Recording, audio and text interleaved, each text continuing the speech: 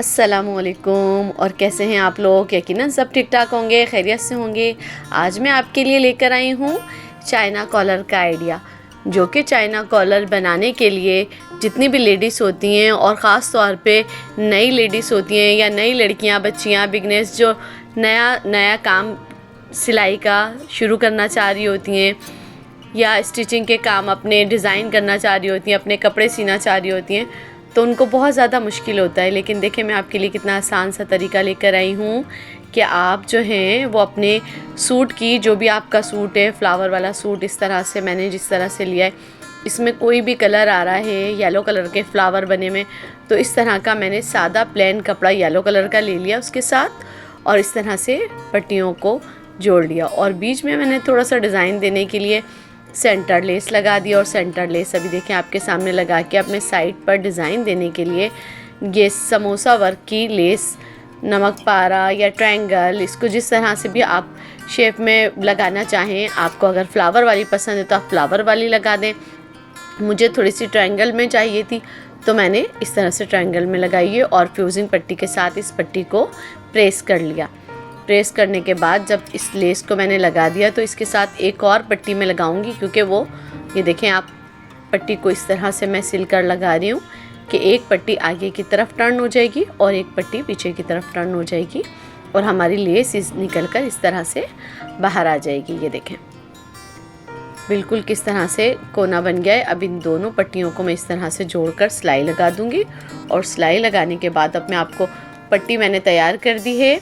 पट्टी देखें, मैं इस तरह से एक साइड की पट्टी मैंने जॉइनिंग लेस और ट्रायंगल लेस के साथ तैयार की है और दूसरी पट्टी जो है वो मैं बिल्कुल सादी प्लेन रखूँगी। इसमें भी मैंने फ्यूजिंग से प्रेस कर दी और प्रेस करने के बाद इस पट्टी को मैं बिल्कुल सादा रखूँगी।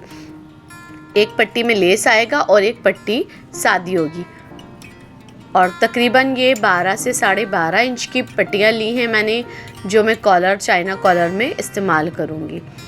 और इन पट्टियों को मैं इसलिए आगे पीछे से आपको अच्छी तरह से दिखा रही हूँ ताकि आप भी इस तरह से देख लें। अब इस पट्टी को मैं इंची टेप के साथ तो जोड़ूंगी, लेकिन जब आप पट्टियाँ बना लें, आपको भी ये एडवाइस दूंगी मैं कि जब आप ये पट्टियाँ बना लें तो कपड़े पर रख कर ज़रूर देखें। जब कपड़े पर रख कर देखेंगे आप तो उससे आपको और ज़्यादा निशान लगाने में आसानी हो जाएगी। देखिए, मैंने पट्टियाँ रख के इस तरह से निशान लगा लिया और फिर इंची टेप के साथ भी मैं इसकी चौड़ाई का निशान लगा लूँगी। तकरीबन 4.5 इंच मैंने इसकी चौड़ाई रख दी और यहाँ से सबसे नीचे से मैंने 1.5 इंच की चौड़ाई रखी है, जहाँ पर आकर पट्टियों का एंड होगा। इस तरह से देखें, मैंने ये निशान लगाया 1.5 इंच का और इस निशान को मैं डार्क कर लूँगी। और फिर इसी तरह से पहले मैंने पट्टियों को नाप लिया था, फिर इंची टेप से भी आपको दिखाने के लिए अच्छी तरह से नाप लिया। आप भी इसी तरह से करें ताकि आपके काम में काफ़ी आसानी हो जाए, पट्टियाँ छोटी बड़ी ना हो जाए। क्योंकि अक्सर ऐसा होता है कि हमने पट्टी अगर पहले बना ली और अगर गला हमसे बड़ा कट गया तो पट्टियाँ छोटी ना हो जाएं। इसीलिए आप अच्छी तरह से पहले पट्टियों को नाप लें। जब आप नाप लेंगे तो उसके बाद निशान लगाने में आपको बहुत ज़्यादा आसानी हो जाएगी। और इसी तरह से एक साइड पर मैं सादी पट्टी को लगा दूंगी। देखें जिस तरह से मैं अटैच कर रही हूँ, और बिल्कुल भी ये मुश्किल नहीं है इस पट्टी को इस तरह से अटैच करना, बिल्कुल भी मुश्किल नहीं है, क्योंकि फ्यूजिंग के साथ हम लगा रहे हैं। लेकिन कपड़े को आपको बिल्कुल भी नहीं खींचना है।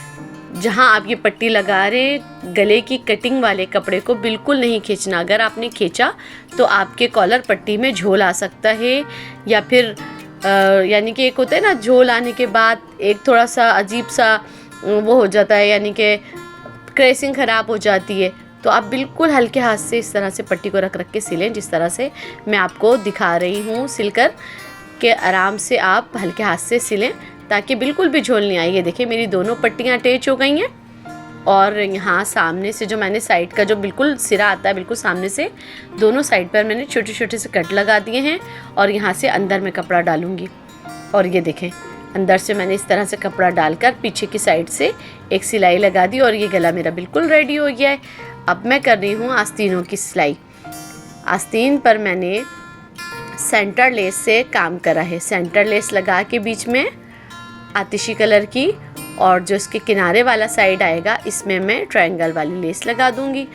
क्योंकि मुझे ट्रायंगल वाली लेस और आतिशी लेस, सेंटर लेस दोनों की डिज़ाइनिंग करनी है, ताकि मेरे ड्रेस में और ज़्यादा खूबसूरती आ जाए। कभी हमारा दिल चाहता है कि हमारे ड्रेस जो हैं वो सर्दियों में ज़रा खूबसूरत से कलर वाले हो जाएं, और यानी कि शौक कलर हमें सर्दियों में पहनने में ज़्यादा अच्छे लगते हैं। और आपने देखा है ड्रेस का कलर कितना लाइट सा है, इसके दुपट्टे का भी कलर इसी तरह से लाइट सा आ रहा है, और बॉर्डर की मुनार दुपट्टा बना हुआ है। तो इसलिए मैं चाह रही थी कि इसमें मैं इस तरह का काम करूं कि बहुत ज़्यादा चीप भी ना हो और बहुत ज़्यादा गोला गंडा भी ना हो। तो आप देख सकते हैं कि इस तरह के कलर कॉम्बिनेशन आप अपनी पसंद के जैसे चाहें लें। मैंने येलो कलर की पट्टी का इस्तेमाल करा है, आप चाहें तो आतिशी कलर की या पिंक कलर की, शॉकिंग पिंक, ग्रीन, फिरोज़ी, इसमें इतने सारे कलर आ रहे हैं बारीक बारीक से, तो आप जैसी चाहें, आपकी मर्ज़ी हो, आप इस तरह का इस्तेमाल कर सकती हैं। और फिर ये आस्तीन की जो पट्टी आ रही है, टेंगल लेस आ रही है, इस लेस पे जो मैंने पलटावा पट्टी बनाई है, फिनिशिंग पट्टी जो मैंने बनाई है, इस फिनिशिंग पट्टी को आप बहुत सफाई के साथ इस तरह से टर्न कर लें। और टर्न करने के बाद देखें हमारी स्लिप्स कितनी सफाई के साथ रेडी हो गई है कि साइड की आप सेंटर लेस भी देख लें कितनी प्यारी लग रही है। ये देखें, अब ये आस्तीन मैंने हाथ में डाली है तो कितनी ज़्यादा खूबसूरत लग रही है और कितनी सफाई और फिनिशिंग के साथ सेंटर लेस नज़र आ रही है, फ्लावर के साथ कितनी अच्छी मैच हो रही है। और ये देखें ट्रायंगल लेस भी, क्योंकि मैंने स्लिप्स का स्टाइल जो रखा है वो ज़रा लूजिंग पे रखा है, क्योंकि आजकल आस्तीन का डिज़ाइन जो चल रहा है वो एयरलाइन स्टाइल चल रहा है, लूजिंग स्टाइल चल रहा है, तो पहनने में भी बहुत प्यारा लगता है। ये देखिए मेरा गला भी रेडी हो चुका है और मेरी स्लिप्स भी रेडी हो चुकी है। और इसके साथ अब मैं आपको दिखाऊंगी कि मेरी पूरी कमीज़ मैंने किस तरह से रेडी करी है। पूरी कमीज़ का ओवरव्यू दूंगी आपको कि कमीज़ मैंने पूरी रेडी करने के बाद देखिए मेरी कमीज़ का लुक कितना खूबसूरत सा निकल कर आया है। हम इसी तरह के अपने सादे सिंपल लाइट कलर के कपड़ों को किस तरह से और ज़्यादा मज़ीद खूबसूरत बना सकते हैं और मज़ीद डिज़ाइनिंग कर सकते हैं। मेरा ये छोटा सा आइडिया, मेरा ये लाइट सा आइडिया आपको ज़रूर यकीनन पसंद आएगा। लाइक करें, शेयर करें, और मेरे चैनल को अगर आप पहली मर्तबा देख रहे हैं तो सब्सक्राइब ज़रूर करें। और आप मुझे अपने प्यारे प्यारे से कमेंट देकर बताया करें कि आपको मेरी डिज़ाइनिंग, आपको मेरी स्टिचिंग कैसी लगती है और मज़ीद आप क्या सीखना चाहते हैं ऐसा। क्योंकि मुझे कमेंट आए कि आप सिलाई की, स्टिचिंग की जो चीज़ें हैं वो डिटेल से बताएं, सिलकर हमें दिखाएं और समझाएं।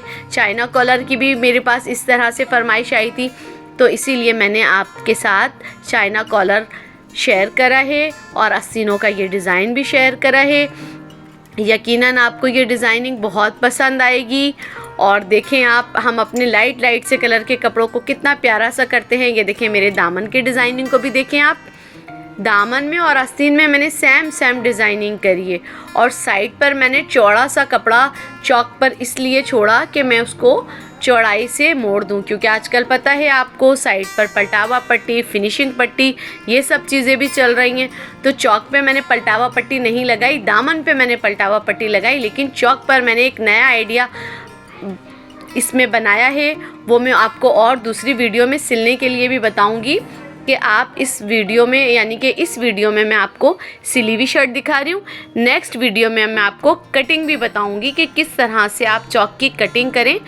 अगर चौक की कटिंग आपने अच्छी सी करी तो उसी चौक के साथ आप पलटावा पट्टी किस तरह बना सकते हैं, वो तरीका भी मैं आपको समझाऊंगी। और दुआओं में याद रखिएगा। अल्लाह हाफिज़।